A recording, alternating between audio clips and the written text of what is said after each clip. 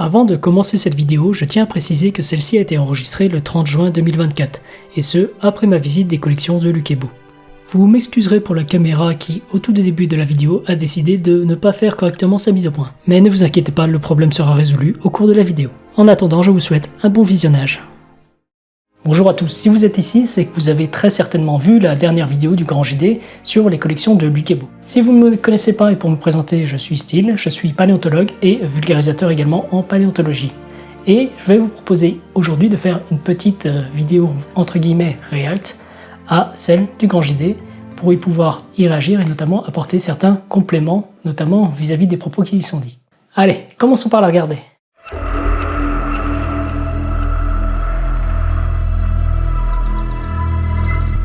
Ça fait 2 ans que je filme cet homme. Il parcourt les montagnes du sud de la France quasiment tous les jours depuis qu'il est enfant, à la recherche de fossiles. Tourne. Et justement, il a fait une découverte hallucinante. Luc, on est où là? On est dans la zone où j'ai trouvé le petit dino, le petit T-Rex. C'est ici que tu l'as trouvé. C'est ici que tout commence. C'est ici que tout... C'est ici que j'ai trouvé le petit théropode là, dans ces couches du Valanginier. Il a trouvé le fossile d'un petit dinosaure carnivore. Une découverte exceptionnelle parce qu'il est quasiment complet. Et il s'agirait même peut-être du premier tyrannosaure français. On le verra plus tard dans la vidéo, mais ce n'est pas un petit dinosaure, mais un petit théropode. Mais ça, je vous laisserai le découvrir un peu plus tard, même si pour l'instant sa nomenclature reste assez ouverte. Et petite précision également, le Valanginien, c'est un des premiers étages du Crétacé inférieur, donc on est il y a à peu près 130-135 millions d'années. Alors, commençons par le début. Luc, comment on te présente? Ça c'est la grande question, comment on me présente dans la vidéo. Eh ben, je le sais pas moi-même. Moi j'aurais envie de te dire, tu peux dire paléontologue. Le terme chasseur de fossiles, j'aime bien, parce que moi c'est ça qui me plaît. Moi mon travail et ma passion, c'est chercher, arriver à voir, sortir les fossiles et les préparer. Luc est un chasseur de fossiles, c'est son métier. Il vit de ça depuis presque 20 ans. Mais en fait, il cherche des fossiles depuis bien plus longtemps. C'est une passion qui l'anime et le dévore depuis qu'il est tout petit. Alors on va revenir un peu sur certains termes qui ont été utilisés, notamment le terme de paléontologue ici, ou de chasseur de fossiles. Le terme qui n'a pas trop été aimé est celui de paléontologue amateur, entre guillemets, mais ce n'est pas un terme qu'il faut voir comme étant péjoratif. Le terme de paléontologue amateur, ou amateur en paléontologie, signifie tout simplement qu'on ne vient pas du milieu académique, et qu'on est tout simplement passionné par la paléontologie.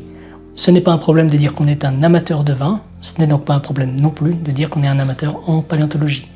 Et ce n'est pas grave de ne pas être du milieu académique, tant qu'on est passionné par la paléontologie et qu'on veut l'aider, si on peut, à la faire progresser. Quant au terme de chasseur de fossiles, lui peut avoir éventuellement une connotation peut-être plus négative du côté de la recherche, mais tant qu'il ne s'agisse pas de pillage paléontologique. Le pillage, donc, c'est le fait de prendre de manière déraisonnée des fossiles à certains endroits, voire à prendre des fossiles uniques que l'on ne retrouvera plus derrière.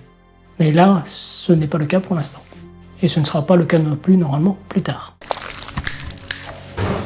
La passion de Luc pour les fossiles, c'est d'abord une complicité intense entre un grand-père et un petit-fils. Et le grand-père a mené les fossiles pendant des années. Et c'est lui qui portait le sac à dos, qui portait les outils, et qui, voilà, parce qu'il n'était pas assez costaud pour le faire. En fait, mon grand-père, il m'a mené jusqu'à l'âge de 12 ans, et c'était déjà extrême. Mais c'était déjà quelque chose d'essentiel, auquel je voulais consacrer absolument tout mon temps libre. Rien ne l'intéressait hormis les fossiles. Dès que j'étais pas à l'école, j'étais aux fossiles tous les jours. Alors là, on a une très belle ammonite déroulée, que l'on voit bien ici. Au cours du Crétacé, les ammonites, alors qu'elles sont d'habitude bien enroulées sur elles-mêmes, vont tendance à prendre des formes un peu plus loufoques, notamment celle-ci. C'est un très très beau spécimen, hein, mine de rien. Et c'est souvent comme ça d'ailleurs que les passions pour la paléontologie naissent. Il suffit qu'on ait quelqu'un dans la famille qui soit intéressé, qui va transmettre sa passion à quelqu'un d'autre, et c'est très très bien. J'ai rien de plus à dire dessus, bien évidemment. J'étais aux fossiles tous les jours, donc tous les week-ends, toutes les vacances scolaires, donc il m'a mené vraiment pendant très longtemps. Et il faut bien comprendre que pour lui, c'était quand même, à un moment donné, c'était vraiment énorme. Cet arrondi là, c'est une ammonite qui doit faire à peu près 80 cm de diamètre. Au début, Luc cherchait des ammonites. Des mollusques à coquilles enroulées très nombreuses dans cette région. Il a ensuite Ce poisson fossile qu'on voit juste ici, c'est ce qu'on appelle un pycnodonte, et il me semble que c'est le genre Chirodus, qui est bien connu notamment dans le Jurassique supérieur d'Allemagne, avec le fameux Lagerstätte de Solnhofen, qui nous a donné par exemple Archaeopteryx, un des premiers dinosaures à plumes. Et on en a très peu en France, il est aussi bien préservé, j'en ai pas vu, il me semble, en provenance de localités françaises. Peut-être il y en a à Seraing, il doit y en avoir à Cangeers aussi, mais dans les couches en question, là, du Crétacé inférieur, il me semble pas qu'on en ait en France. Donc c'est quand même un point assez intéressant. Là, la petite carapace que vous voyez, c'est une tortue du Valanginien dont on ne sait pas encore à quel groupe elle appartient. Ça va sûrement être en cours d'étude au cours des prochaines années.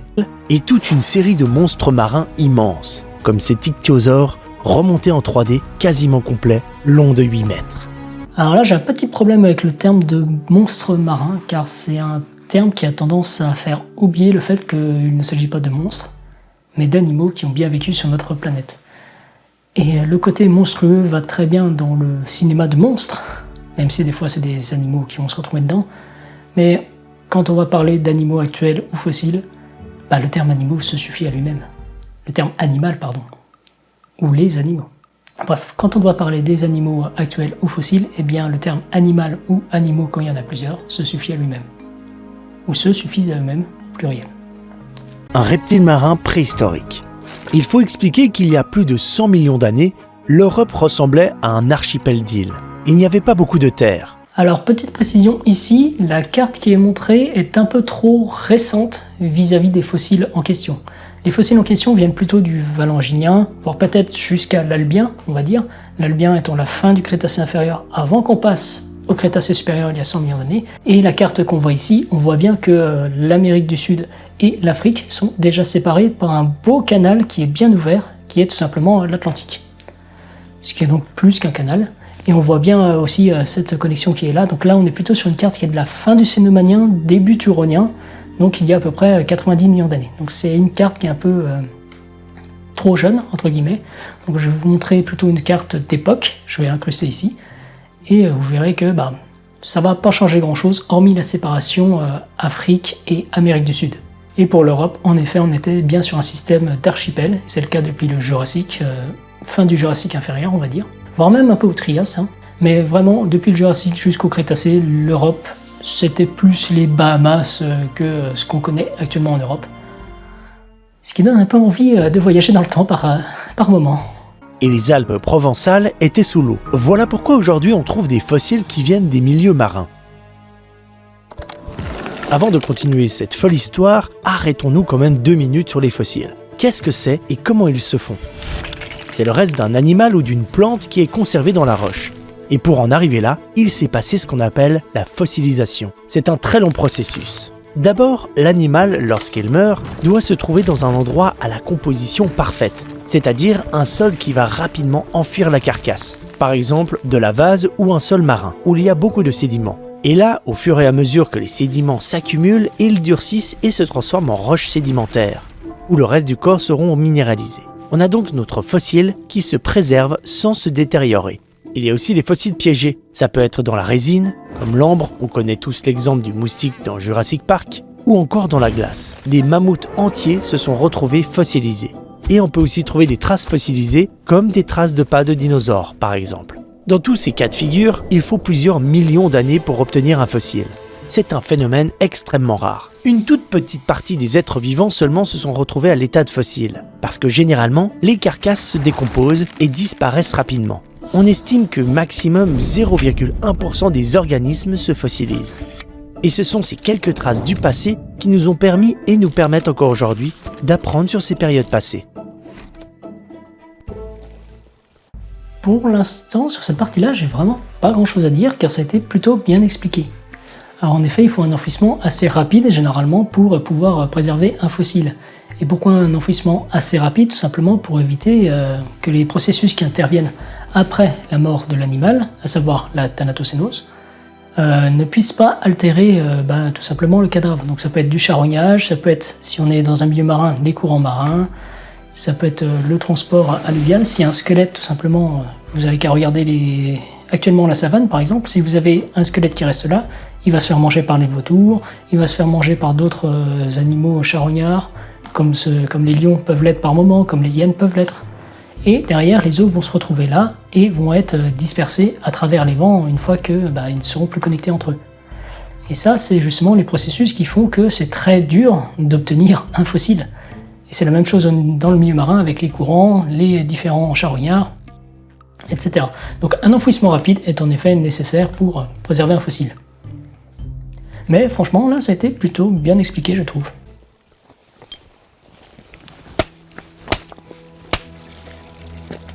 On s'est rencontrés par des amis et les amis déjà racontaient le récit de Luc, qui est passionné de fossiles, etc. Mais je ne m'imaginais pas que ce soit à ce point. Je ne connaissais pas vraiment le sens du mot passion. Là, c'est vraiment un amour fou des fossiles. Quand je suis allée chez lui, la table de la cuisine était recouverte de petits bouts d'os d'ammonite. Ça faisait 6 ans qu'il dégageait le cimetière marin d'ammonite, qui était dans sa chambre. C'était déjà une œuvre incroyable. Sa passion, ouais, elle est complètement contagieuse, oui. Même si moi, je ne suis pas du tout passionnée de fossiles, je ne savais pas ce qu'était une ammonite avant de le rencontrer.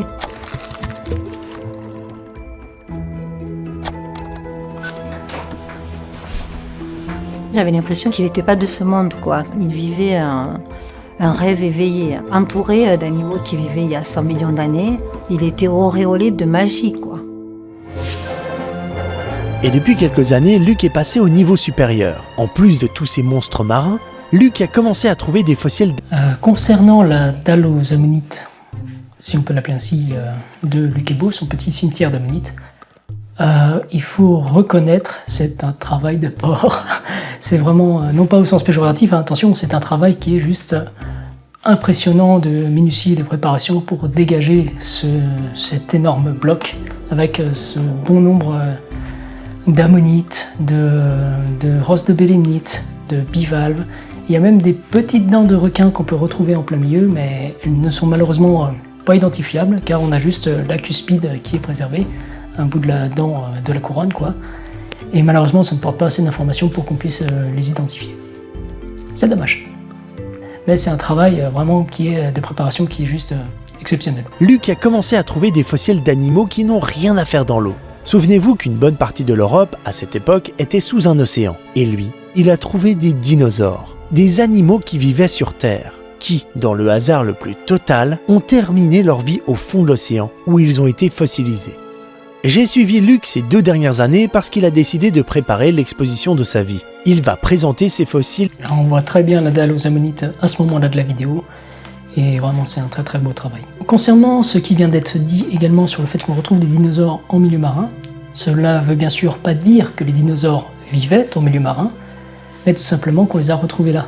Et souvent, c'est ce qu'on voit aussi actuellement, ça arrive qu'une carcasse d'un animal bien terrestre soit emmenée vers le large et peut dériver comme ça sur des kilomètres et des kilomètres, voire des dizaines de kilomètres, avant finalement de couler au fond de l'eau. Ce n'est pas un phénomène qui est unique, qui est pas très rare non plus, mais d'en avoir le fossile, c'en est quelque chose qui relève d'un tout autre niveau de chance, et c'est très très chanceux, on va dire, de retrouver des spécimens aussi complets que ce qui va être montré bientôt en milieu marin. Les fossiles les plus fous dans son musée privé, la Paléogalerie. Il va exposer des dinosaures, un ankylosaure, le crâne d'un titanosaure et un bout d'abélisaure, tous trouvés dans sa région. Tu m'expliques c'est quoi cette vitrine? La vitrine du T-Rex, hein. Et la pièce phare de l'exposition, c'est sa dernière trouvaille, le petit dinosaure carnivore. C'était, si je te dis pas de bêtises, en 2019. Été 2019, on est en 2024, donc ça fait 5 ans. Je vais tranquillement, pas loin de là, refaire une petite zone que j'ai déjà prospectée maintes fois. Toujours pareil, faire mes quadrillages, voir si je vois pas un petit morceau d'os qui sort. Et coup de bol, je tombe sur 2-3 petites vertèbres qui sortent de la couche. Je devine, mon squelette qui s'enroule sur lui-même, pour moi c'est un crocodile. Ce qui est intéressant ici, c'est que pour sa prospection, il a utilisé le terme de quadrillage.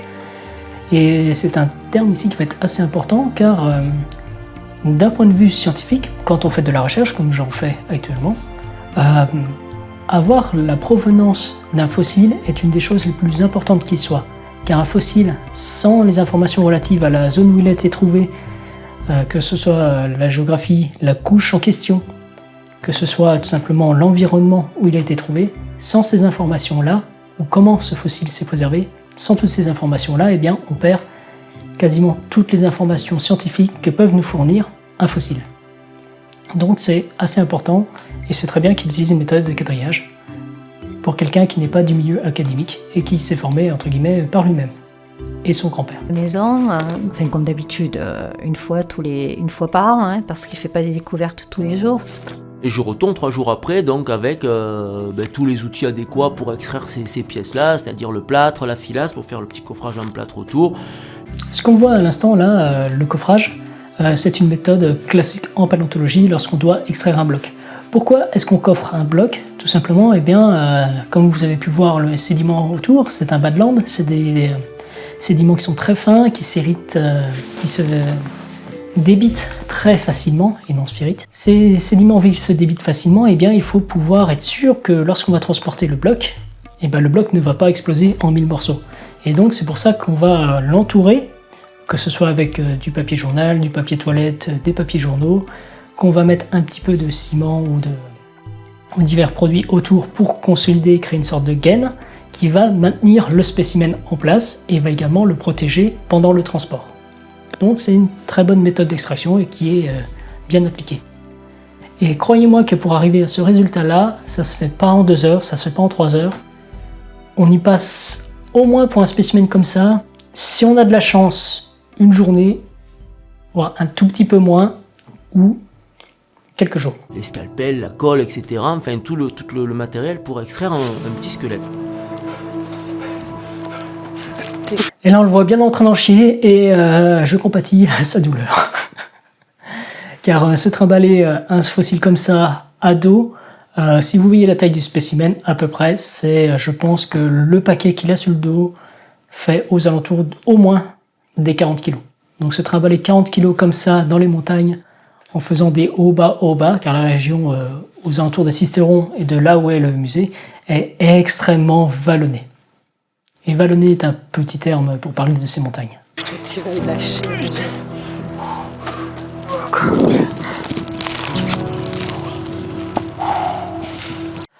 Et là, à ce moment-là de ma vidéo, je me suis dit, putain, le fossile. Faut pas se coucher sur le dos avec le fossile dans son dos.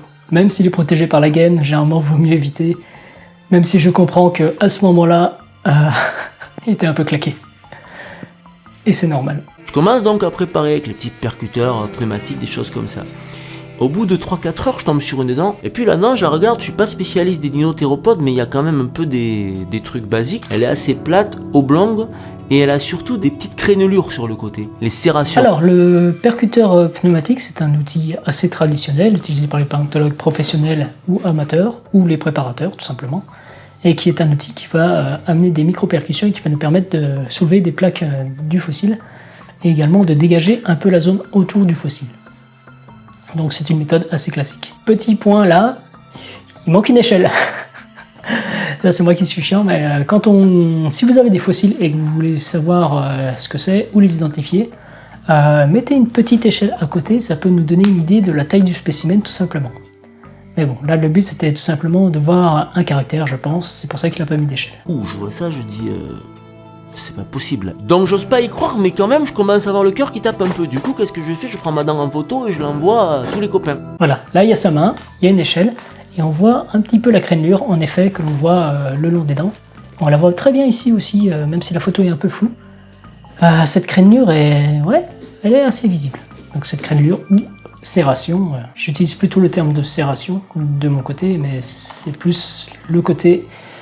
de la publication scientifique et du coup de l'anglais. Il m'appelle, il me dit « Ah, j'ai trouvé un petit squelette de croco, je suis trop content. » Puis après, il me renvoie une photo, il me fait « J'ai préparé une dent, là, c'est bizarre. »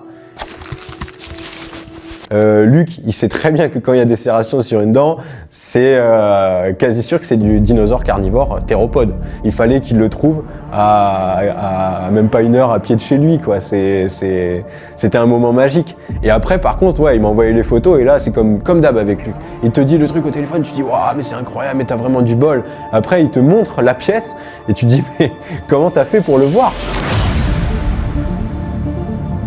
Quand on a compris que c'était ce dino-là, alors là, c'est à chaque fois, ça prend des proportions encore plus impressionnantes. Et puis, bon, mais c'est reparti, quoi.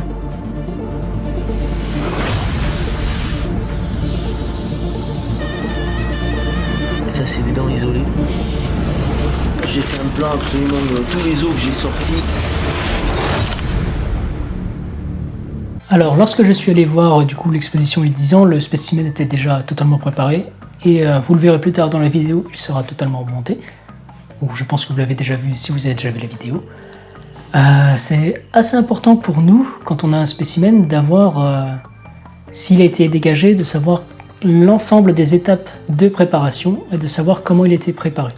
Parce que en fait, quand il est comme ça nous apporte énormément d'informations sur comment le spécimen s'est déposé au fond de l'eau. Donc c'est très très important pour nous d'avoir toutes ces informations. C'est ce qu'on appelle les informations taphonomiques, donc les informations liées à la fossilisation. Dis-moi, on a quoi là? Ben là, c'est en fait tout le dossier photo de la préparation du petit T-Rex, d'un bout à l'autre. Et donc on devine, vraiment on devine le squelette, c'est-à-dire toute la colonne qui est enroulée ici sur elle-même, tac. Mais tu vois, c'est vraiment très très peu visible. Moi, si tu laisses ça comme ça, j'ai de la peine à comprendre ce qu'on Au regarde. début, les os sont vraiment fracturés. Là, sur cette photo-là, on voit peut-être un peu mieux qu'avant, mais on voit très très bien le spécimen, avec la colonne vertébrale qui passe ici, de nombreuses côtes par là, et on va avoir divers éléments osseux. Je me demande si c'est pas un bout du bassin qu'on voit par là-bas. J'ai un doute. La photo est un petit peu floue par là, malheureusement, de par l'effet utilisé dans le montage. Et je ne suis pas un spécialiste des dinosaures, vous m'en excuserez. Décalés, écrasés, poussiéreux, donc c'est vraiment pas beau. Et tout l'enjeu de la prépa, ça va être d'arriver à sublimer ça. J'ai vu qu'au centre du bloc, il y avait beaucoup d'éléments crâniens, mais qui étaient complètement désarticulés, pas visibles, écrasés, c'est-à-dire que les os en fait étaient collés les uns sur les autres, et c'est des os de papier, c'est hyper fin.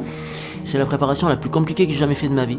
C'est la préparation aussi la plus délicate, parce qu'il y a eu plusieurs moments où il a fallu prendre des décisions. T'as pas le droit à l'erreur, quoi.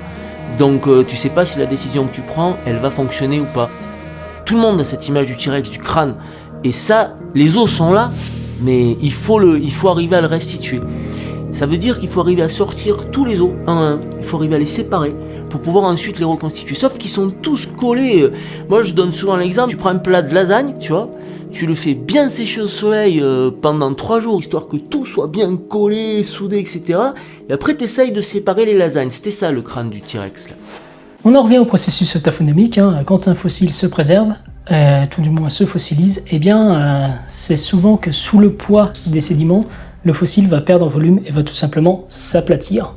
Et ça va donner un peu cet aspect de crêpe ou de lasagne séchée, comme il utilise ici comme allégorie, où ça va appliquer une compression sur le fossile, et ce dernier, certains os, oui, vont être en effet collés les uns contre les autres. Alors là, c'est la méthode qui est employée est très intéressante, car il a pris une photo à chaque étape de la préparation du spécimen, et ça c'est très important, car il a utilisé une méthode plutôt destructrice en extrayant chaque os, ce qui fait que le spécimen n'est plus naturellement en place comme il était. Une autre méthode aurait été d'utiliser le CT scan, à savoir qu'on va passer l'ensemble du bloc dans un scanner qui va utiliser des rayons X qui va nous recomposer numériquement l'image en faisant des coupes numériques, et ainsi on les compile tous et à la fin on a notre modèle 3D, et une fois qu'on l'a, on le traite et on isole l'ensemble des os qui composent ce squelette, et on peut ainsi reconstituer un modèle 3D via ordinateur du spécimen. Bien sûr, pour le faire, il faut avoir accès à des équipes de recherche et à un scanner déjà qui puisse aussi scanner un spécimen de cette taille quand même, parce que le bloc il est quand même assez massif. Et c'est pas tous les scanners qui peuvent le faire malheureusement, ni obtenir une résolution qui va être assez bonne, et je comprends qu'il n'ait pas pu le faire, bien évidemment, ce n'est pas une reproche que je lui fais. Bien que ça reste une méthode qui reste quand même assez destructrive et qui peut apporter certains biais sur la manière dont il va derrière reconstituer le spécimen.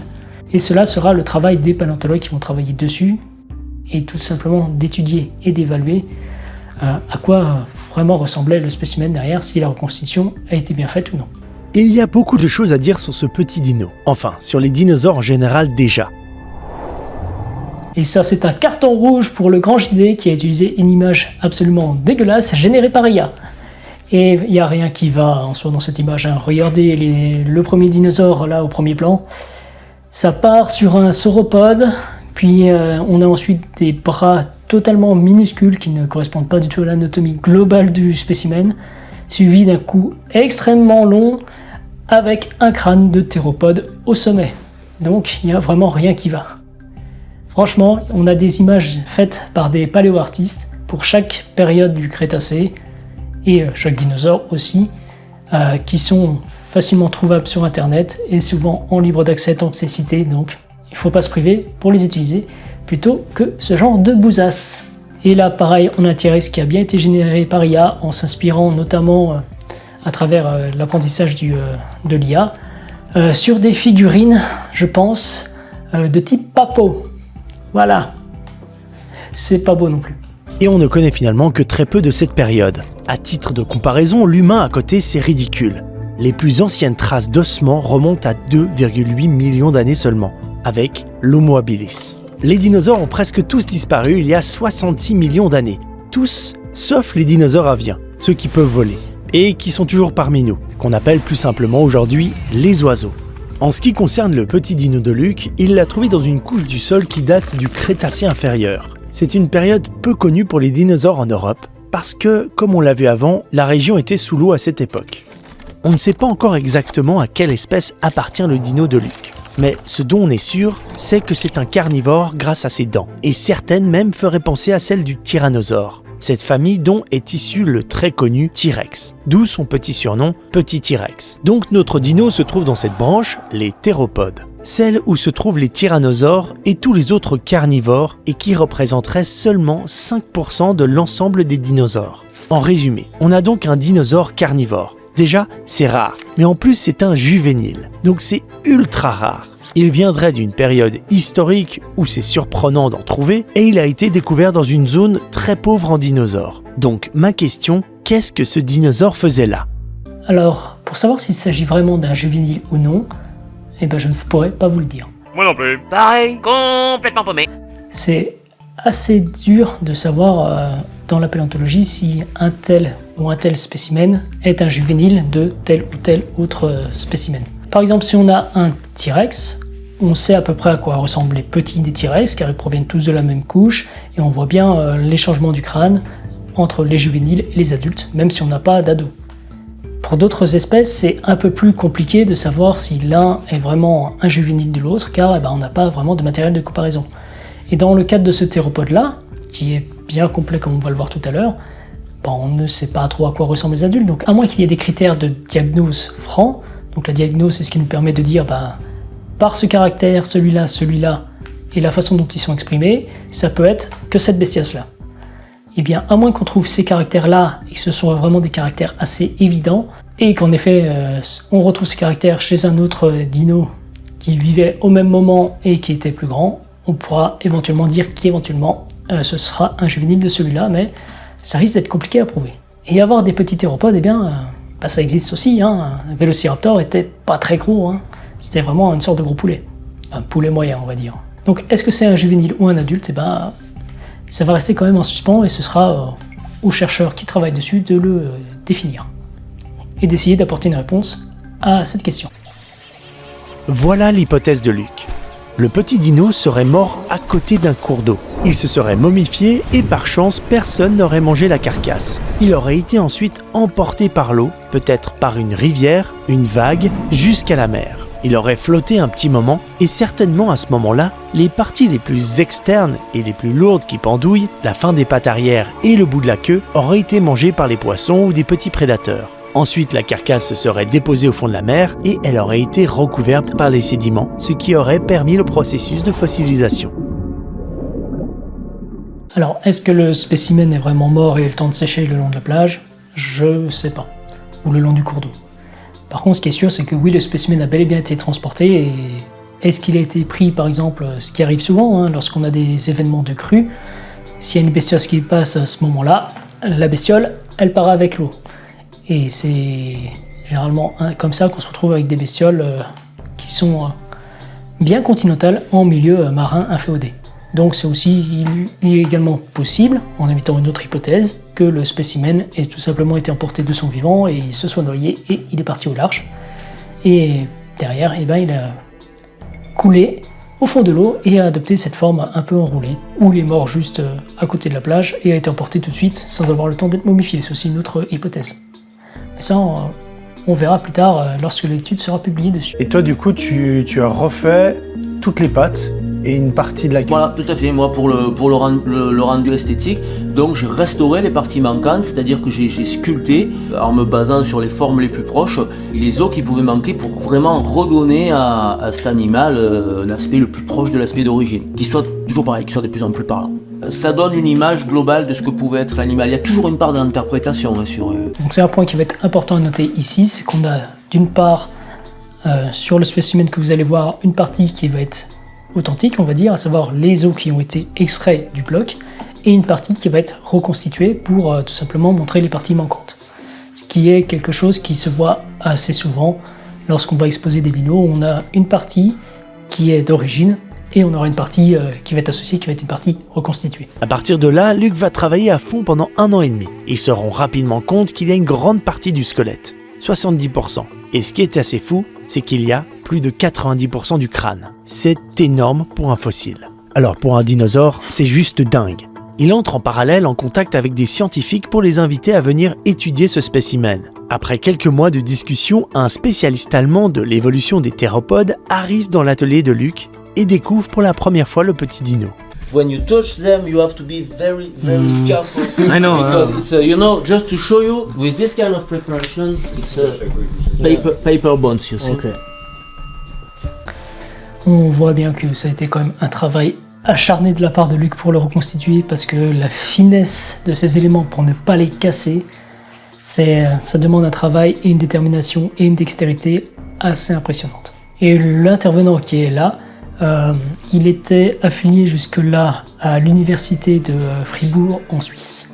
Et actuellement, il me semble, en train de rechercher une autre université. First impression is that the fossil is pretty amazing and great quality. So first of all, the specimen is really great. It has an excellent preservation thanks to the preparation of Luc, who did an amazing job in not only excavating but also preparing the specimen. The colon was completely in connection and turned around like this, and the skull was in the middle, but completely disarticulated, you know. After these 2 days, I think I have now a first idea to which predator group it belongs. It will be probably named a new species. It's not a direct ancestor of the Tyrannosaurus, I think, but a close relative of the Tyrannosaurus. The skull is almost complete here. This is great, so there is nothing more you can have. Sur le papier que vous avez vu très furtivement, il y avait marqué Yoravenator. Et Yoravenator, c'est un spécimen qui me semble vient de Solnhofen, donc de la fin du Jurassique supérieur. Donc vraiment, on arrive juste avant le Crétacé. Et oui, donc des fameux Lagerstätte de Solnhofen, ces sites à préservation exceptionnels. C'est un des rares dinos qui nous a été donné en provenance de ce site, avec notamment Archaeopteryx. Ok, ce n'est pas le tyrannosaure qu'on connaît tous, mais peut-être un parent proche de cette espèce. Après le départ du paléontologue, la prochaine étape va être de scanner les os du petit dino pour poursuivre l'étude. C'est une technique souvent utilisée en paléontologie pour observer à l'intérieur des os et obtenir toujours plus d'infos sur l'animal. Quelle espèce c'est, comment il est mort, peut-être. Mais ce genre d'analyse demande un certain budget. Luc a alors trouvé une autre solution. Le scan, tu l'as fait dans un hôpital. C'était super coûteux de passer par des structures publiques. Donc, moi j'avais la chance d'avoir un ami radiologue dans un hôpital. Donc on a passé tous les os du petit T-Rex, c'était rigolo d'ailleurs, avec à l'hôpital. Donc même genre de scan que ce qu'on passe pour une hernie ou quoi que ce soit. Ah si, c'est bien. Oui, c'est mieux, ouais. Des coupes de profil et des coupes de face. Alors, ça recoupe ce que je disais juste avant. C'est coûteux d'avoir accédé à des scans et c'est plus facile d'avoir des rendus un peu plus précis lorsqu'on a un scanner médical comme un IRM. Sachant qu'on utilise à peu près la même méthode en paléontologie, mais vu qu'on n'a pas les mêmes budgets que les hôpitaux, on n'a pas les mêmes scanners derrière. Donc je serais quand même assez curieux de voir le résultat de ces scanners-là une fois que la publication verra le jour, notamment. Mais c'est une méthode et une façon d'accéder au scanner qui est assez débrouillarde, on va dire, mais assez intéressante également. Donc on voit bien les deux fémurs là. Voilà, et ça c'est ce que je vous disais, c'est que lorsqu'on fait du scanner, eh bien on peut reconstituer en 3D un spécimen. Et là c'est ce qui a été fait, c'est-à-dire que les os du crâne ont été scannés, et derrière en 3D, avec le PC, on peut tout simplement les repositionner dans l'espace et les associer entre eux.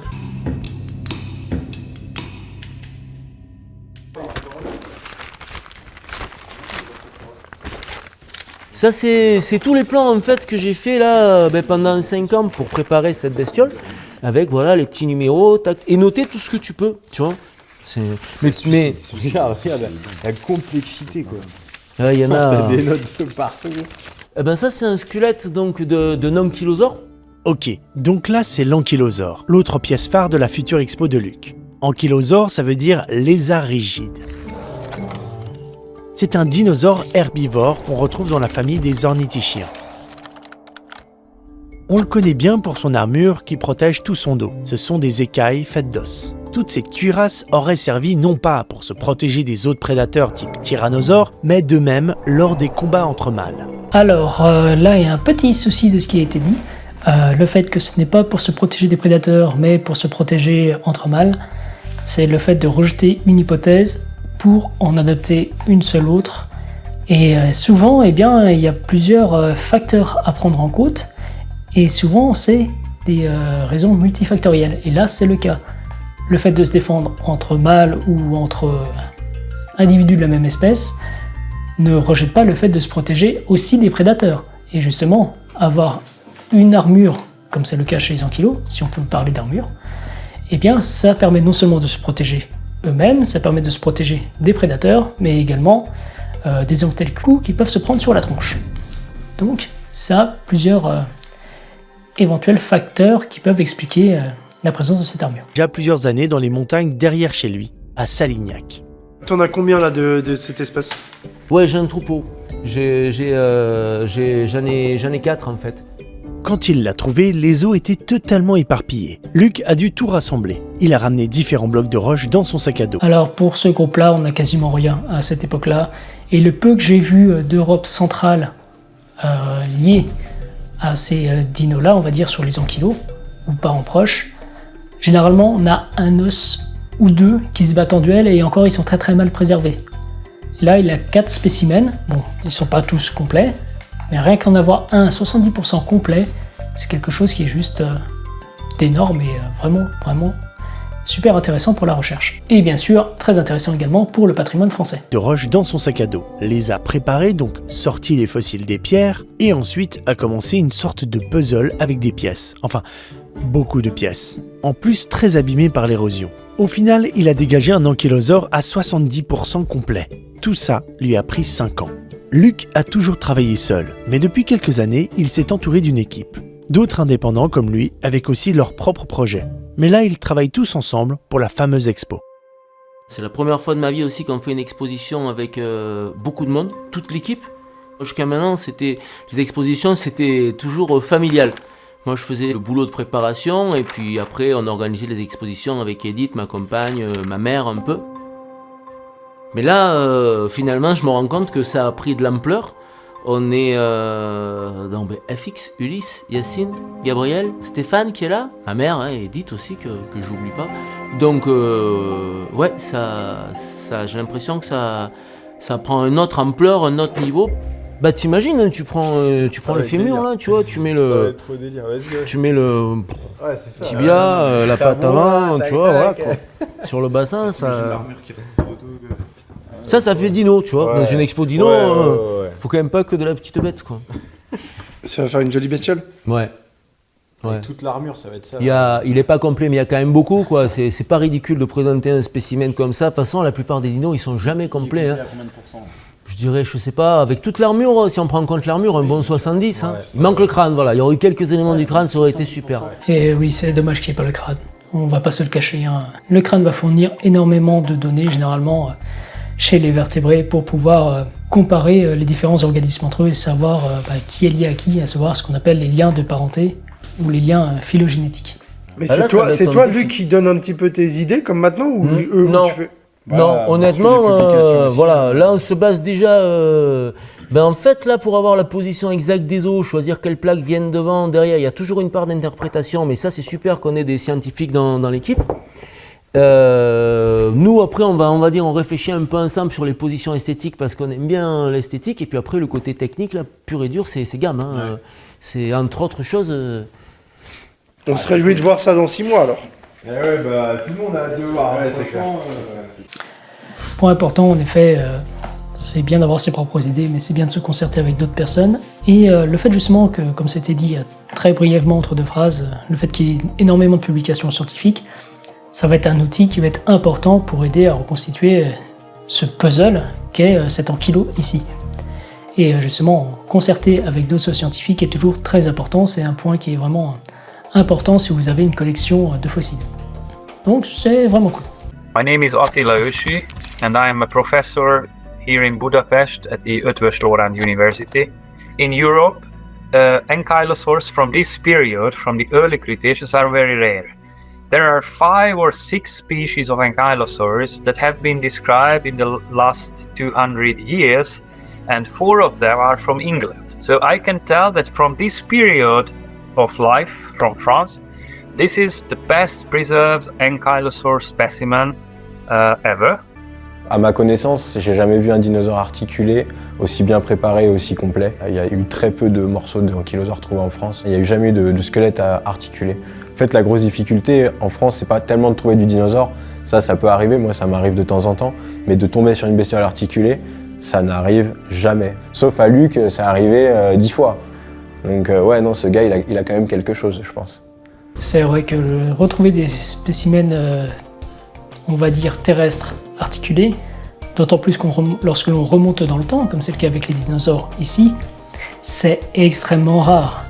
Et il faut bien comprendre que c'est bien plus facile de préserver un spécimen dans un milieu marin que dans un milieu continental. C'est pour ça que dans les dépôts continentaux du Crétacé, on trouve quasiment rien, quand on en a déjà. Par contre, dans les milieux marins, comme c'est le cas ici, on va retrouver les ankylosaures, on va retrouver le petit théropode, et même si on a plus de chances de les trouver en milieu marin, ça reste quand même juste exceptionnel en soi. Des spécimens articulés, c'est très très dur. Souvent on va trouver un seul os, voire 2 si on a de la chance, mais des spécimens articulés, donc on a un ensemble d'os qui vont s'articuler ensemble, et c'est extrêmement rare dans le registre fossile. Tous les os de l'ankylosaure sont prêts. Bébé, hein. Maintenant, on peut commencer une nouvelle étape pour Luc. Monter la bête en 3D. C'est-à-dire assembler les os et lui redonner son allure de base. C'est le soclage. Et c'est Gabriel qui va s'en charger avec Antoine, spécialisé dans la ferronnerie. Là, on va être vraiment sur la partie très artisanale et do-it-yourself. Mais en même temps, il n'y a pas beaucoup de ferronneurs qui vont comme ça, vous donner des socles pour des dinosaures absolument uniques. Mais ça reste quand même cool de voir justement l'envers du décor sur la préparation de ce spécimen. Et c'est pour ça que ce reportage aussi du Grand JD est assez important, car on voit justement un peu le travail en amont d'une exposition avec des spécimens tout simplement exceptionnels comme ici. Ouais, en gros, c'est une grosse structure métallique, donc faite en acier, qu'on a réalisée sur mesure pour accueillir l'ankylosaure découvert et préparé par Luc. Ça fait plusieurs semaines qu'on travaille dessus et plusieurs mois de réflexion en amont pour que le chantier se déroule bien. On réfléchit comment on va socler parce que c'est la première fois qu'on socle un animal pareil avec un nombre d'ostéodermes aussi grand. 350 plaques d'origine. Quand tu les socles une par une et que tu les vois une par une, qu'elles sont toutes originales, tu comprends que la tâche va être hard. En fait, ce qui est cool avec ce projet, c'est que vous pouvez placer vos bestioles comme tu veux pour l'expo. On a quand même des contraintes. Nous, comme contrainte, on a les os originaux, qu'on ne peut pas casser, couper, etc. Donc il faut qu'on joue sur les os restaurés pour essayer de lui donner une forme la plus proche possible de la forme réelle. J'ai 4 squelettes, moi, qui viennent des alentours, mais je voulais préparer celui du village, comme le musée est à Salignac, je voulais préparer un peu en priorité celui de Salignac, parce que voilà, c'est un peu l'expo de ma vie, c'est les 10 ans du musée, donc ça avait du sens, voilà. Moi, j'arrive plutôt à la fin quand les bestioles elles sont préparées. Donc voilà, moi ça représente que on va dire 3% du temps total nécessaire sur une bestiole. Mais ces petits 3%, ils vont permettre en fait que l'animal existe. On va lui donner sa posture anatomique, on va lui donner son volume. Ça fait du bien parce que jusqu'au bout du bout, c'est vraiment, tu passes 5 ans à préparer une bestiole et c'est voilà les dernières semaines que tu vois ce que ça donne en fait. Hein. C'est quand même un point qui est assez dingue, c'est qu'il a réussi à tout ramener par lui-même, tout seul, à travers plusieurs expéditions. Et c'est là où c'est important justement ce dont je parlais plutôt, à savoir le quadrillage pour essayer de retrouver où exactement j'extrais tel fossile pour retrouver le reste si tu dois y faire en plusieurs fois. Notamment lorsque tu es tout seul, comme c'est le cas ici, ce qui demande un travail et une organisation assez importante et beaucoup de dévotion. Car transporter autant de spécimens et surtout qu'ils ne sont pas forcément tous extraits de la roche à ce moment-là, ça pèse un certain poids comme vous avez pu le voir avec le petit dino. C'est pas évident. Donc bravo à lui là-dessus, franchement il n'y a rien à dire. Petite mention spéciale au petit pack de bière qu'on voit ici de la marque Lef. Parce que boire une bière pendant des préparations ou après les préparations, histoire de se détendre un coup, ça fait du bien. Vas-y, sors-le-moi là. C'est quand même hyper fragile. Ça reste toujours des os de papier quoi. Donc voilà la bête. Mais attends, il y a de la reconstitution là pour... Très peu. Je les ai laissés pas. Les dents elles sont d'origine. Les dents, bah tu vois, tu le vois, tu vois. Ça c'est les dents, ça c'est les dents d'origine. T'en as plus de la moitié quoi. Les dents restaurées, elles sont en blanc. T'as mis combien de temps pour le monter? J'ai passé les 12 derniers jours, tous les jours là, vraiment j'étais dedans du matin au soir, journée de 12 heures, la journée d'autiste, là je ne vais pas le tenir. Et là il est bientôt à phase finale. Enfin, là le crâne est fini. Maintenant la dernière chose, c'est déjà presque en place, c'est de le réincruster à sa place sur le bloc. Donc là on va avoir le crâne à sa place, mais dans sa position d'origine, avec les os vraiment remontés en 3D, alors que sur le fossile, tous les os avaient été désarticulés, donc on ne voyait rien. Là maintenant, je pense que les gens, même qui ne connaissent pas, on reconnaît un dinosaure carnivore, un petit T-Rex, ou enfin quelque chose très proche de cette famille-là. Ça, je vais la poser, tac, voilà. En fait, moi, quand je trouve mes os poussiéreux et tout pourris, finalement, c'est ça que je vois. Plus ou moins, hein, après ça évolue. Mais presque au moment où je le trouve, je suis le seul à le voir. Et finalement, mon boulot d'artiste, entre guillemets, c'est qu'à la fin de la préparation, tout le monde doit voir un peu ce que moi je vois au départ, parce que moi ça me procure cette image. On est sur un domaine avec les fossiles où c'est tellement long de trouver, de préparer, etc., qu'en fait l'évolution tu la vois jamais sur le moment. Tu la vois justement en repensant à tes rêves de gosse. Franchement... Mais tu pensais que tu allais trouver un petit thérapeute comme ça? Mais ça, il y a même, juste avant de le trouver, je le pensais pas. Ça c'est le truc... je te dis, là, ça te rend presque mystique, ça, c'est le truc presque impossible, ça. Alors, j'ai 2 ou 3 petites choses à dire, là, c'est que ce qu'on voit là, c'est qu'il a pris un bloc, qu'il a creusé pour repositionner les différents éléments squelettiques qu'il a extraits pour, entre guillemets, montrer comment l'animal s'est transporté, mais qui ne représente pas, du coup, comment on a retrouvé exactement l'animal. Ce qui me chagrine un peu, malheureusement, car j'aime bien avoir, justement, le spécimen préservé dans son état d'origine. Je ne remets pas en cause le travail de Luc là-dessus, car le travail qu'il a fait est juste exceptionnel là-dessus. Juste passer 12 jours sur ce petit crâne, c'est déjà quelque chose de prodigieux.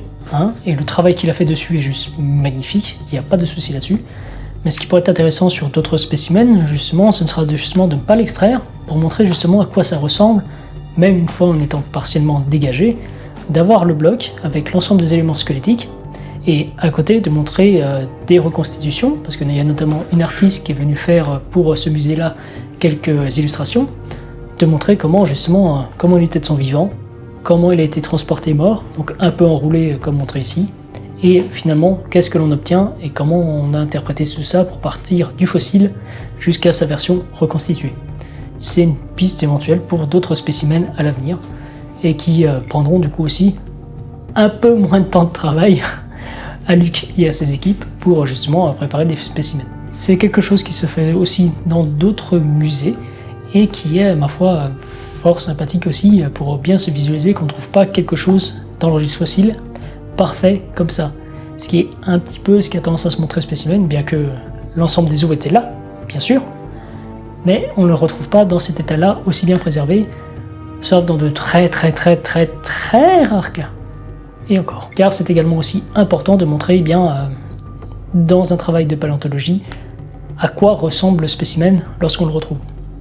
Et justement, ce qui pourrait être intéressant potentiellement pour la suite de l'exposition de Luc à Salignac, c'est justement, vu qu'il a pris à chaque fois les photos de l'extraction du spécimen, où il a mis un petit journal, ce serait justement de faire une sorte de un grand dépliant, ou un grand poster, entre guillemets, rigidifié, en montrant toutes les étapes de la préparation du fossile pour comprendre, ou aider à comprendre aux gens également qu'il y a beaucoup de travail de préparation en amont du spécimen et qu'on ne le trouve pas juste magnifiquement comme ça, car c'est toujours un peu dur pour quelqu'un qui n'est pas paléontologue, quelqu'un qui n'est pas du milieu, de s'imaginer en amont quelle est la charge de travail qui est nécessaire pour obtenir un spécimen comme celui-là. J'ai voulu le montrer à un expert dans le domaine, quelqu'un qui connaît très bien le membre le plus connu de cette famille, je parle du T-Rex. Les T-Rex, on les trouve uniquement en Amérique du Nord. C'est une espèce qui a vécu à la fin du Crétacé. Quand on évoque ces super prédateurs, il y a un personnage auquel on pense rapidement. Non, ce n'est pas John Hammond ni Ian Malcolm. Je pense à une vraie personne qui a travaillé sur beaucoup de fossiles de T-Rex. Il est marchand de fossiles et il a un institut, un musée dédié, le Black Hills Institute. Je parle de Peter Larson. En ce moment, avec son équipe, Peter Larson est en train de dégager son 12e T-Rex. Et je l'ai contacté pour lui demander son avis sur le petit carnivore trouvé par Luc. Do you think it's a tyrannosaur? There's no character here that tells me that it's a tyrannosaur. I can't say that what it is exactly. It looks more primitive. Most scientists are not in the field, or if they're in the field only for a short time. People who do this either commercially or as an amateur just for the love of it make most of the discoveries in paleontology, and without them we would not have fossils like this one that Luke found. Alors je vais très vite nuancer ce que cette personne dit, car ce genre de personne, j'ai un problème avec la démarche derrière, où c'est un fonds qui est purement dans la vente de fossiles et vraiment juste dans la vente. Et bien sûr, ils se targueront que certains spécimens seront vendus à des musées ou à des instituts, mais ils seront vendus.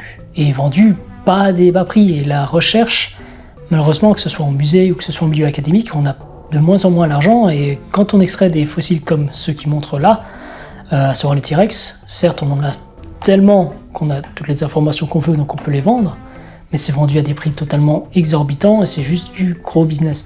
Et il ne faut pas mettre tout le monde dans le même panier au sein de la bannière privée. C'est quelque chose dont on va reparler plus tard dans la vidéo, mais ceux qui font purement et juste de la vente de fossiles, méfiez-vous. Et bien évidemment, beaucoup de paléontologues amateurs font énormément de découvertes. C'est normal, car ils ont le temps de se balader, de patrouiller partout, alors que dans la vie d'un paléontologue, aller sur le terrain, sur une année, ça va peut-être prendre un mois, grand maximum. On n'est pas tout le temps sur le terrain, car déjà, les collections sont déjà extrêmement riches en fossiles, il faut le temps de tout dégager, il faut le temps de tout étudier, voire de réétudier par la suite, et prendre du terrain, trouver les financements pour prendre du terrain, ça prend du temps. Et ça rajoutera encore plus de fossiles à étudier derrière, sachant qu'on en a déjà qui sont en cours. Donc on passe la majorité du temps dans nos bureaux, parce que c'est bien d'avoir les fossiles, mais il faut les étudier derrière, et ça prend énormément de temps.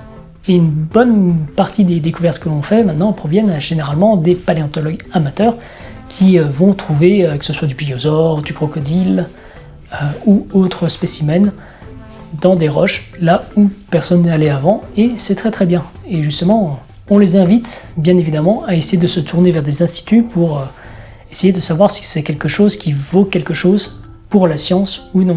On est toujours open pour recevoir des gens amateur ou non, tout simplement pour nous dire j'ai trouvé ce spécimen à cet endroit, est-ce que c'est intéressant pour la recherche?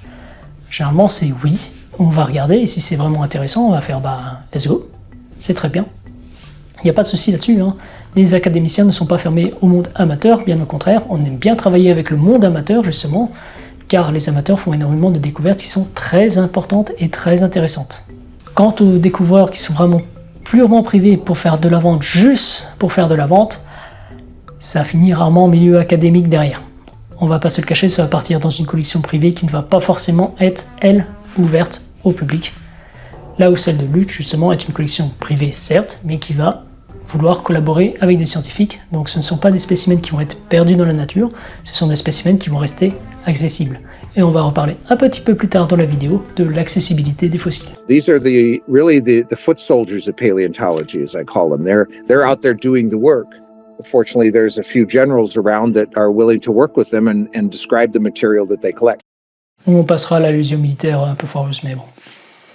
Luc est un paléontologue amateur. Son musée et sa collection sont privés, et ça peut être compliqué pour les paléontologues d'étudier ces pièces. En effet, Luc est un paléontologue amateur, c'est-à-dire qu'il n'a pas fait de recherche ou d'études en paléontologie, et qu'il a sa collection privée, c'est-à-dire que sa collection est à lui. Mais ce n'est pas parce que la collection est privée ou qu'il n'a pas le statut, entre guillemets, de professionnel, que ce soit en travaillant dans un musée public ou que ce soit en faisant de la recherche, que c'est quelque chose qui doit le dénigrer.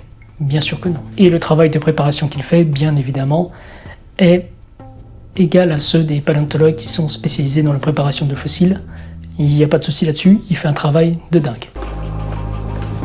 I know Luc Ebou. He's a superb paleontologist. He is one of the best preparators I've ever met. David Martil est un professeur de paléontologie anglais. Il est connu pour avoir écrit un nombre important d'études sur des dinosaures, et surtout sur son cousin volant, le ptérosaure. Paleontologists come across quite a few problems. One of the big problems that we have is that when we see a fossil that we believe to be a new species, we're not allowed to describe it if the specimen is in a private collection. We're not allowed to publish a paper naming that species unless that specimen is in some form of public ownership.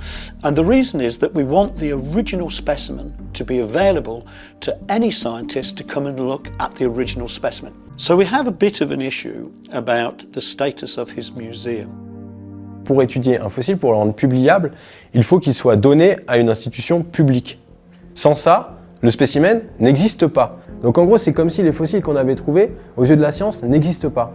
Et donc ça, moi je trouve ça assez problématique. Ça ralentit finalement le processus scientifique. Là, on a des dizaines d'espèces qui ont été découvertes, il n'y a rien qui a été décrit. Luc, il a trouvé un monde nouveau qui n'a jamais été décrit. Ça fait 10 ans. Hein. En gros, nous, là, ce qu'on essaye de faire, c'est rendre accessibles toutes nos pièces. Donc toutes nos pièces le sont déjà, hein. C'est-à-dire que n'importe quel scientifique qui peut venir étudier nos fossiles. Mais le problème que ces scientifiques peuvent rencontrer, c'est qu'ils ne peuvent pas forcément publier les résultats de leurs recherches parce que ces fossiles ne sont pas dans une collection publique. Alors là, on va aborder un point qui va être assez important, à savoir l'accessibilité des fossiles et le fait d'être dans une collection privée ou non. Et par rapport à la majorité de ce qui a été dit, je ne suis pas d'accord avec eux. Pour une raison simple, c'est que le fait qu'un fossile soit dans une collection privée, bien sûr cela va dépendre des organismes avec lesquels vous travaillez.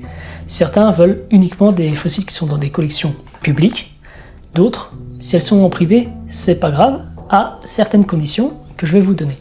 Si un musée veut que ces spécimens soient publiés, il faut garantir l'accès aux spécimens et être sûr que ces spécimens ne vont pas disparaître du jour au lendemain, donc il faut avoir une accessibilité au dit matériel à l'instant de l'étude, de la publication, et plus tard si d'autres scientifiques veulent justement aller étudier ces spécimens. De deux, il faut que les spécimens soient catalogués. Cataloguer, ça veut dire qu'on va donner un numéro de série à chaque spécimen. C'est un peu comme votre carte d'identité, hein. Vous avez votre carte d'identité avec votre nom, votre prénom, date de naissance, etc. et des numéros associés. Et ben c'est la même chose avec les fossiles. On va à chacun leur donner un numéro qui va correspondre à leur identité dans la collection.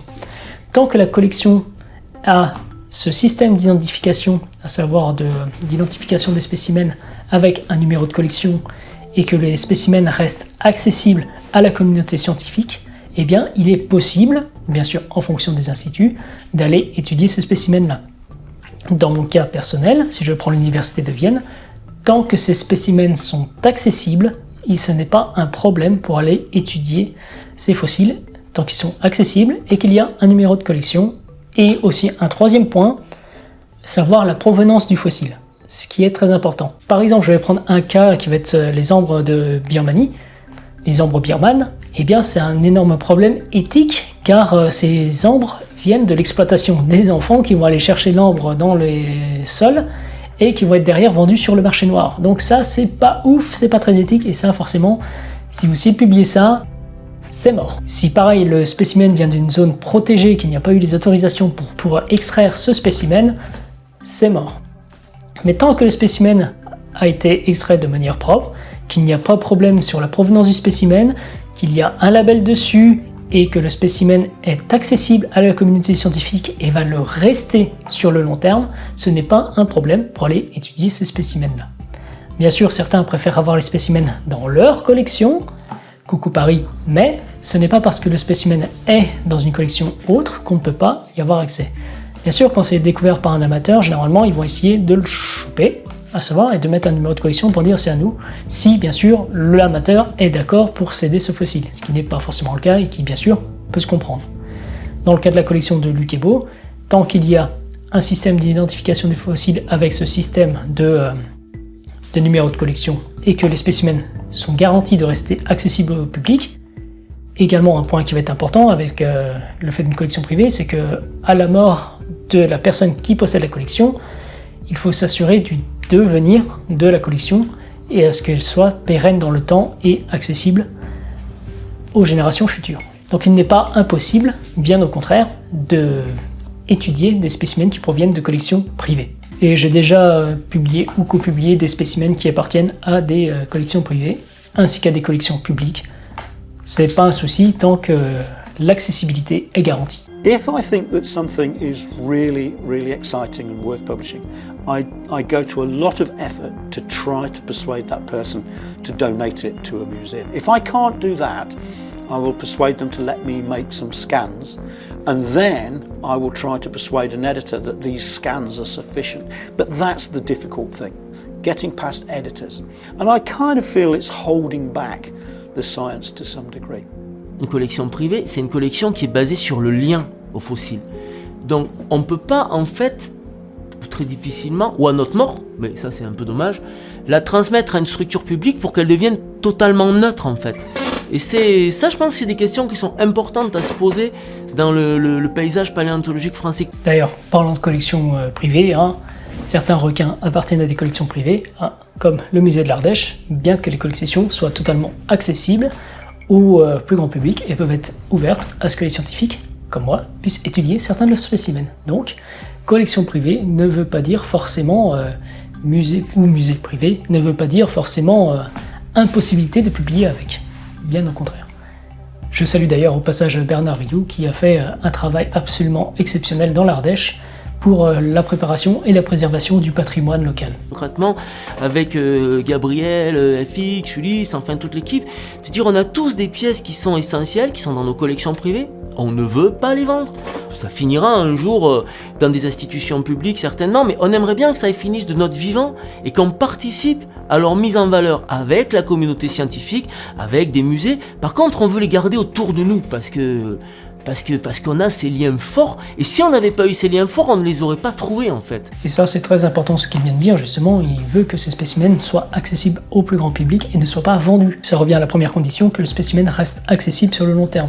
Bien sûr, si vous le vendez ailleurs, et on ne sait pas où il est parti le spécimen, il est de facto plus accessible. Et ce qu'ils veulent faire, c'est quelque chose qui est très bien, et bien sûr, je les encourage à continuer dans cette voie-là, et à essayer de persévérer pour essayer de trouver une solution pérenne sur le long terme pour l'exposition des fossiles. Et céder une collection privée ou une collection, on va dire, d'un amateur en paléontologie, ce n'est pas généralement pas un problème au musée. Bien sûr, il faut que le musée soit apte non seulement à stocker les pièces qui vont arriver, mais également à bien les cataloguer derrière, à les rendre accessibles.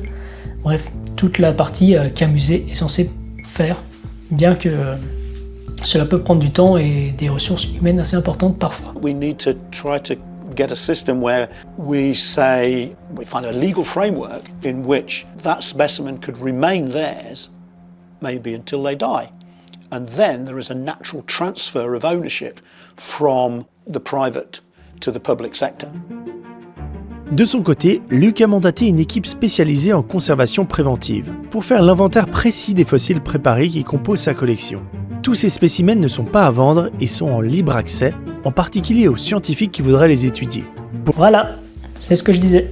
Il faut mettre justement un système d'inventaire pour justement cataloguer l'ensemble de la collection. C'est ce qui est fait ici et c'est justement très très bien pour pouvoir justement laisser ces spécimens accessibles aux scientifiques et du coup être disponibles pour la science et la publication de ces derniers. C'est quelque chose qui est très important et qui est fait, donc c'est très très bien. Pour le moment, sa collection contient déjà plus de 500 fossiles.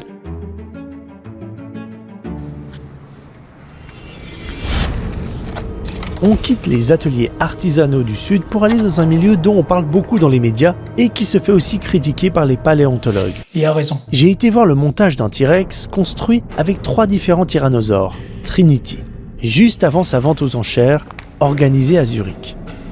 Donc là, on a affaire à une vente de fossiles qui vont générer des millions et des millions et qui n'iront jamais dans la recherche, malheureusement, et qui vont être vendus à des particuliers. Donc les spécimens ne seront plus accessibles derrière, sauf si la personne décide de le léguer à un musée.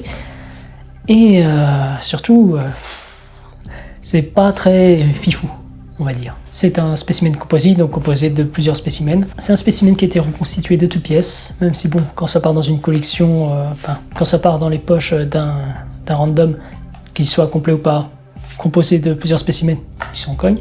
Mais également, pour une bonne partie, ils sont totalement reconstitués. Par exemple, on avait eu ce Triceratops qui avait été vendu aux enchères.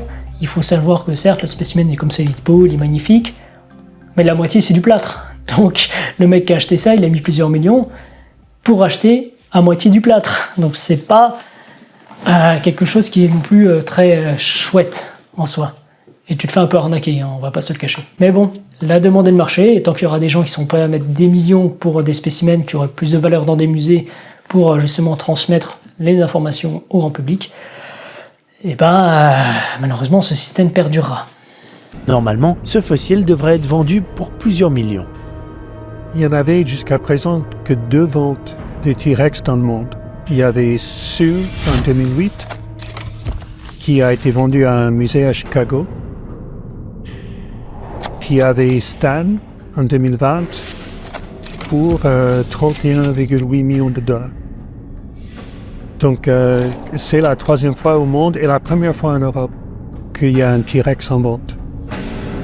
Alors là, les spécimens ont été vendus à des musées, mais quel musée actuellement peut mettre 30 millions, hormis les musées en Arabie, sur des spécimens, quoi. C'est un budget qui est juste colossal. Et en France, par exemple, ce n'est pas possible d'acheter des spécimens comme ça. C'est impossible. Même ailleurs dans le monde, acheter des spécimens comme ça, c'est très compliqué. Donc ce sont des spécimens qui vont généralement passer sous le domaine du public et vont se retrouver dans des collections auxquelles on n'en aura pas accès.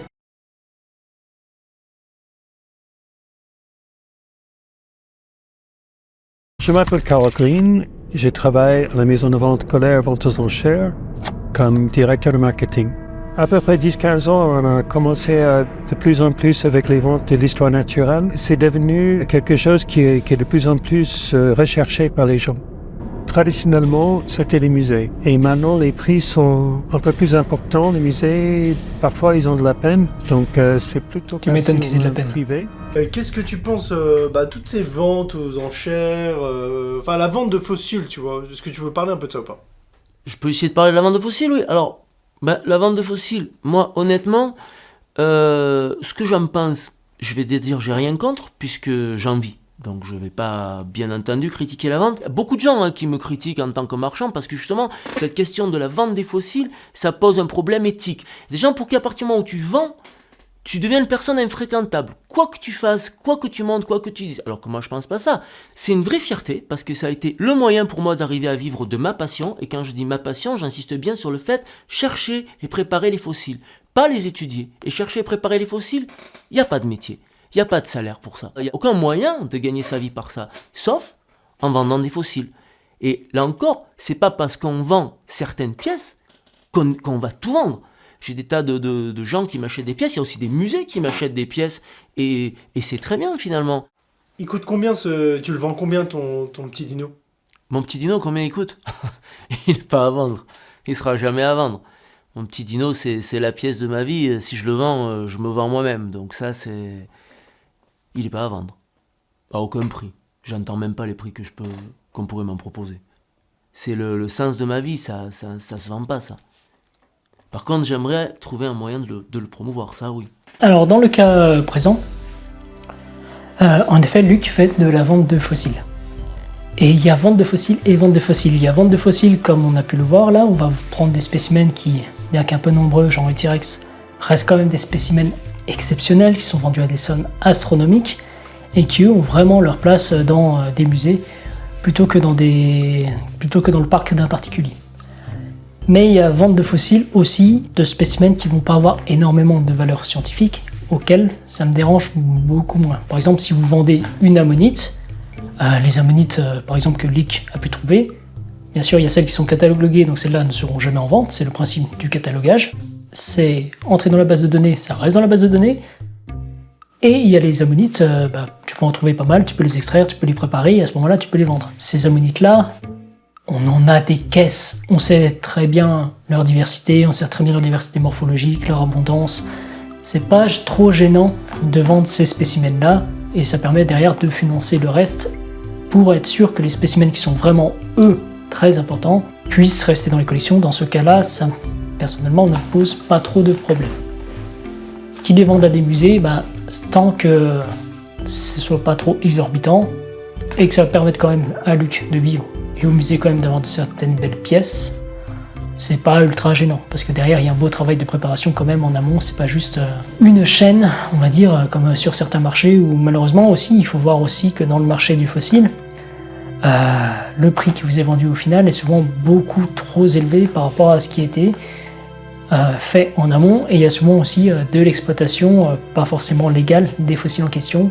Et si vous achetez par exemple beaucoup de spécimens marocains, je sais pas, vous avez une dent de Notodus qui vous est vendue allez, 25 balles, elle a fait même pas 5 euros d'extraction du mec, et le mec qui est à la base de l'échelle, qui est allé chercher les fossiles, qui les a ramenés, parce que ça passe de main en main avec plusieurs intermédiaires, le mec qui a extrait les fossiles ne touche rien derrière. Donc il faut aussi bien se mettre ça en tête lorsque vous achetez des fossiles, qui le vend, à qui revient l'argent, et est-ce que ça vaut vraiment le prix qui est indiqué. Dans le cas ici, on sait d'où vient le fossile, c'est lui qui l'a trouvé, c'est lui qui l'a préparé, donc s'il le vend, c'est que c'est un fossile normalement qui n'a pas vraiment énormément d'informations ou d'importance, et s'il a de l'information scientifique, généralement il part dans un musée. Donc c'est pas très gênant là-dessus, on va dire. Donc ça va. C'est la pièce la plus folle qui a été trouvée en France. Il n'y a jamais eu un dinosaure carnivore aussi complet, aussi bien préparé.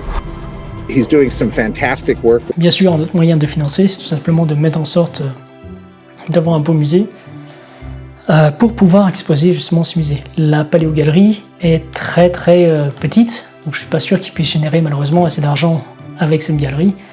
Et construire un musée de toutes pièces, c'est aussi coûteux, très coûteux.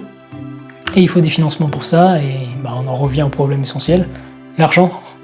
Parce que faire vivre une collection privée, ou une collection publique, il faut des thunes. Et les thunes, malheureusement, ça ne se trouve pas par terre. Sauf si c'est des fossiles et que vous les préparez, que vous les vendez, à ce moment-là, oui, ça peut se trouver par terre. Mais hormis ça, il faut de la moulasse pour faire tourner le business. Est-ce que c'est un tyrannosaure? Est-ce que c'est un allosaure? L'étude, elle va nous le préciser, et ça éclairera l'évolution des dinosaures carnivores. Ça apportera des nouvelles infos qu'on n'aura jamais eues sur cette grande famille terrifiante et passionnante.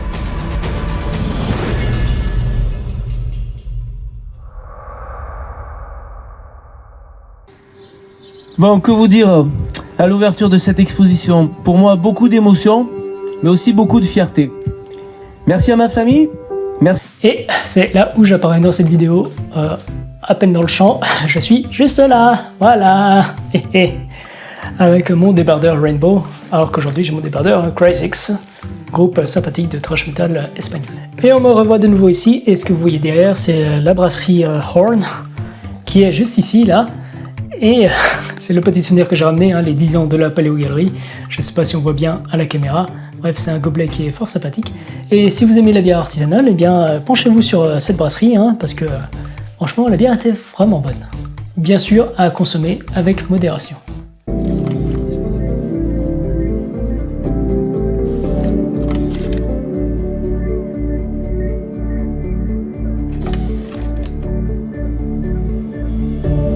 Ah oui, ce qui est dit là, c'est vrai, il y a encore beaucoup de spécimens qui sont en cours de préparation et qui vont nécessiter beaucoup de temps pour être préparés. Et c'est le cas d'un spécimen de requin, notamment qui est là-bas, qui est encore en cours de préparation et qui va être intéressant à regarder car on n'a pas, il me semble, de squelette de ce genre-là que j'ai pu identifier en visitant ces collections. Car il y a eu cette fête pour les 10 ans de la Paléogalerie, et le lendemain on a visité justement les collections là où vous les avez vus en train de remonter pour la première fois le squelette d'Ankylosaure. Et dedans il y a déjà un squelette de requin qui est déjà préparé, donc je suis très intéressé par ce spécimen. Et il y a également un autre spécimen qui lui n'est pas encore préparé, et pour les deux j'ai pu identifier à l'échelle du genre déjà, et franchement des squelettes comme ça, il y en a un, on l'a peut-être en Italie, mais côté français, à cette époque-là, on n'a rien, donc c'est vraiment des spécimens qui sont très intéressants. Il y a aussi du crocodile encore dans ces collections qui n'est pas encore étudié. Il y a beaucoup de choses encore, et c'est vraiment une collection qui est vraiment très intéressante, et le fait que justement ils soient privés, mais qu'ils aient justement la volonté de rendre le matériel accessible, que ce soit du vivant, mais également après leur mort, qu'il y ait cette ouverture vis-à-vis des scientifiques, car nous on est toujours open pour visiter des collections, des spécimens qui ont été collectés, il n'y a pas de souci là-dessus, et de rendre tout ça accessible pour la science, eh bien c'est quelque chose qui est très très très bien et qui est à encourager, et n'empêche, bravo Luc pour l'ensemble du travail, c'est quelque chose qui est très très bien, et bien sûr bravo Grand JD pour ce reportage qui est franchement vachement cool. Bref, j'ai dit pas mal de choses sur ce truc. Comme dans ce reportage, je vais pas parler de l'intervenant qui a parlé juste avant Luc, que vous avez déjà vu sur d'autres vidéos parlant de fossiles, plus grand public on va dire, et qui est une personne qui a tenu un discours absolument détestable vis-à-vis de la recherche, où limite on était le diable. Mais cet événement était fort sympathique. J'avais personnellement, pour le dire, beaucoup d'a priori avant de voir la collection de Luc. Mais on m'a proposé, avec mes collègues français qui étaient là, suite au congrès de paléontologie française qu'on a fait la même semaine, mais en début de semaine. À la fin de la semaine, on est allé visiter les collections, ils m'ont proposé de venir, je fais on va y aller, on était plusieurs à être un peu sur nos gardes, on va dire, car c'est une collection privée et généralement on se méfie un peu, et il vaut mieux se méfier que pas.